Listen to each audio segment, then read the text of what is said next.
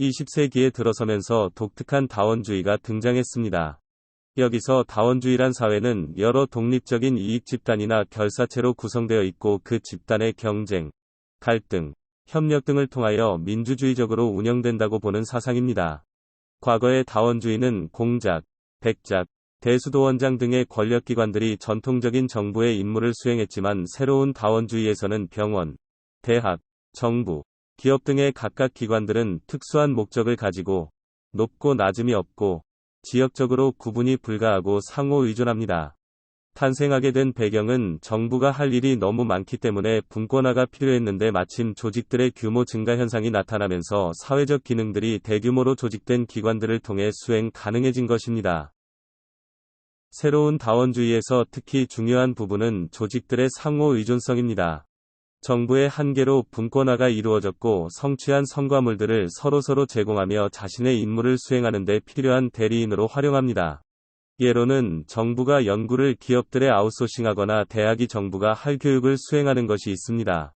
피터 드러커는 이런 현상을 수많은 종류의 실가닥들이 질서 없이 뒤엉켰다며 모직물 제품에 비유합니다. 하지만 상호 의존이 마찰도 불러일으킵니다. 그 예로 의사는 평균적으로 사람을 취급할 수 없지만 정부는 다수가 처해 있는 문제를 해결해야 하기 때문에 평균적으로 해결하려 하고 마찰이 일어납니다. 이외에도 병원과 기업, 대학과 정부 등 서로 이해하는 데 실패하고 상호 의심하고 마찰을 일으킵니다. 하지만 사회가 원하는 결과에 상호 의존은 꼭 필요합니다. 현대사회의 다원주의 구조는 과거와 달라짐으로써 고유한 정치이론과 사회이론이 필요합니다. 과거의 대규모 조직들은 소수의 관리자와 대부분의 미숙련 육체노동자들로 이루어졌으나 지금 조직은 원천적으로 지식조직 종업원들이 자신의 머리를 써서 의사결정을 하고 책임지고 지식을 일에 투입합니다. 더 중요한 것은 과거 대부분의 조직들은 특정한 목적을 위해 잠깐 모이는 일시적 조직이었지만 지식조직은 영구적 조직으로 존재하도록 설계되었다는 것입니다. 이렇게 영구적 지식조직이 일반화가 되면서 교육받은 사람들에게 지식 일거리를 제공하기 때문에 많은 사람들이 의지하고 영향을 받습니다. 다양한 지식들을 통합하는 일반적 존재의 영구적 조직은 새로운 현상이므로 그에 맞는 조직 이론이 필요합니다. 8장에서는 새로운 조직 이론의 필요성을 더욱 구체적을 살펴보겠습니다. 정부, 대학 등의 비영리 조직이 조직 운영에 있어서 기업 경영의 개념과 방법론을 도입하기 시작했습니다. 즉, 기업뿐만 아니라 사회의 모든 기관이 조직이며 모든 기관이 경영을 필요로 한다는 점을 사람들이 인식한 것입니다. 조직은 매우 복잡한 존재이며 다차원적인 존재이기 때문에 경영과 관련하여 최소 기능적, 업무적 차원, 도덕적 차원, 정치적 차원에서 이해가 필요합니다. 일단 기능적, 업무적 영역은 목적, 경영, 목표 달성 세 가지 부분으로 구성되어 있습니다. 목적에서 조직은 수단이지 목적 자체가 될 수는 없습니다. 목적은 단 한 가지의 사회적 과업을 수행하는 것입니다. 분명한 목적을 갖고 있어야 그것을 달성하기 위한 경영이 가능합니다. 피터 드러커는 굉장히 어렵지만 우리의 사업은 무엇인가에 대해 계속 생각해야 효과적으로 경영할 수 있다고 합니다. 경영의 측면에서는 모든 조직이 목적과 과업을 달성하기 위한 경영의 측면에서 본질적으로 유사하다는 것입니다. 공동작업을 위해 수많은 사람들을 한꺼번에 활용해야 하는 조직들은 개개인의 욕구와 조직의 목적 사이의 균형을 잘 맞춰야 합니다. 그러면서도 최종적인 의사결정을 행하기 위한 권한이 확립되어야 합니다.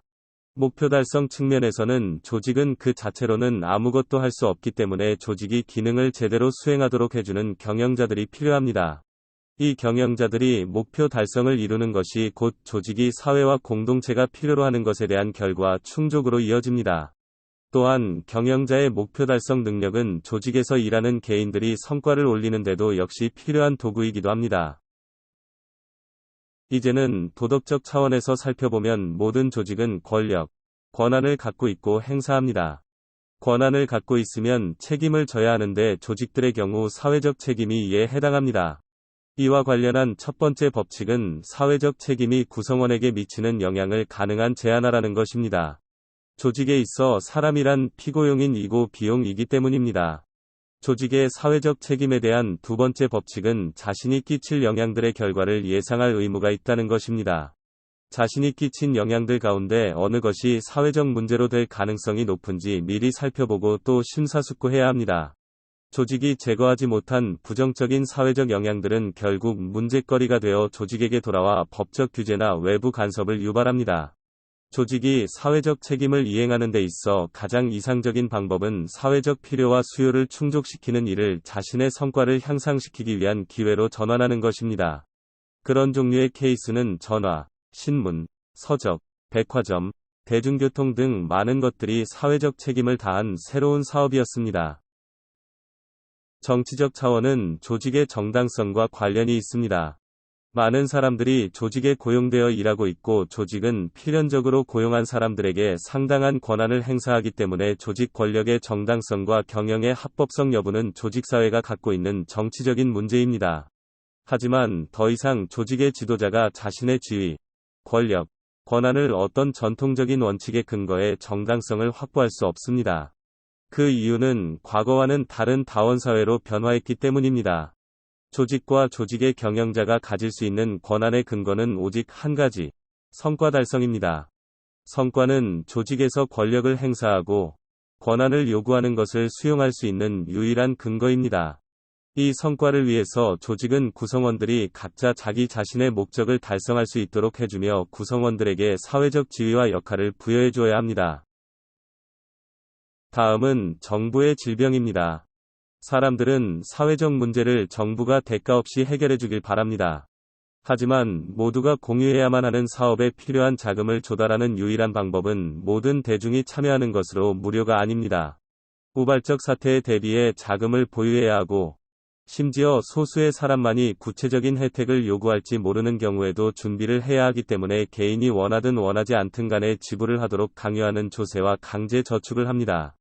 무엇보다 정부를 불신하는 가장 큰 원인은 정부가 성과를 산출하지 못한다는 것입니다. 그중 가장 실망스러운 것은 복지국가의 실패입니다. 복지국가는 부패와 질투, 다툼을 없애겠다고 약속했지만 바랄 수 있는 것은 업무를 잘 처리하는 정도에 불과합니다. 이처럼 정부가 성과를 창출하지 못할 때 사람들은 정부의 환멸을 느낍니다. 정부가 본질적으로 수행하기 어려운 일들도 있다. 보존 기능을 수행하는 기관은 혁신에 적합하지 않고 실제로 아무것도 벌일 수 없다. 정부가 그런 기능을 만드는 순간 그것은 자리를 잡고 영구적인 기관이 된다. 어떤 활동이 실패했을 때 정부의 전형적인 대응 방식은 그 일의 예산과 인원을 2배로 늘리는 것뿐입니다. 또한 모든 정부는 원칙적으로 형식을 준수합니다. 이것은 불가피하게 높은 비용을 지출한다는 것을 의미하는데 어떤 현상의 마지막 10%를 통제하려면 거기에는 엄청난 비용이 들지만 정부가 하도록 기대를 받는다. 또한 정부의 포상제도의 혜택을 받는 사람은 기존의 정부기관을 흔드는 자가 아니라 무역신과 무사한 일하게 지내면서 지금까지 하던 일을 적당한 절차를 밟아 행하는 사람이란 것도 변화를 막습니다. 따라서 정부는 성과 목표를 100이 아닌 90, 95에 맞춰 효율성을 크게 개선할 필요가 있고, 정책이 산출하기로 기대된 결과를 분명히 정의하고, 그런 기대치에 대한 결과를 철저히 검토해야 합니다. 또한 더 나아가 자동적 폐기 절차, 즉 한시법을 삽입해야 할 필요도 있습니다. 하지만 그렇다고 정부를 여러 가지 과업을 수행할 시행자로 전환시키지는 못합니다. 그렇다면 정부는 무엇을 할 수 있을까요? 정부의 목적은 근본적인 의사결정을 내리고 목표를 달성하도록 만드는 것, 즉 통치를 하는 것입니다. 분권화를 통해 정부는 통치를 하고 비정부단체를 활용해 실질적인 집행을 담당하도록 합니다. 여기서 중요한 것은 기관들을 정부가 운영하는 것이 아니라 자치기구가 운영해야 한다는 것입니다. 10장은 개인은 어떻게 살아남을 수 있을까? 입니다. 현대 사회에 들어 결정을 내리는 일에 있어서 괴로움이 많아졌습니다. 특히 부모의 직업을 이어받는 경우가 많던 과거와 달리 현대사회는 갑자기 많은 직업들 가운데 하나를 선택해야 하고 지식의 방향과 목표에 대해 결정을 내려야 합니다. 이렇게 조직사회는 개인으로 하여금 자신에 관한 일은 스스로 결정하기를 강요하면서 개인에게 자유를 누리는 데 대한 값으로 책임을 줍니다. 다원사회는 어느 한 집단에 의한 지배로부터 자유를 보장합니다. 사회가 상호 대항하는 권력들로 구성되어 있기 때문입니다. 즉, 조직이 자율적인 존재이자 한정적인 역할을 하는 존재로 기능을 수행할 때 개인의 자유는 보호받을 수 있습니다. 마지막으로 조직은 개인에게 기회를 줍니다. 교육을 받은 개인이 지식을 작업에 적용하고 그로 인한 보수를 받도록 기회를 창출해 줍니다. 물론 조직으로 구성된 자유사회에서 개인이 공헌해야 할 책임을 수락할 때 가능합니다. 즉, 자유란 책임을 동반하는 것입니다. 조직사회는 의미 있고 효과적이고 책임을 동반할 자유를 과거보다도 더 많이 제공합니다. 그것이 실현되는지의 여부는 조직이 아닌 우리가 어떻게 책임을 지고 행하는지에 달려 있습니다.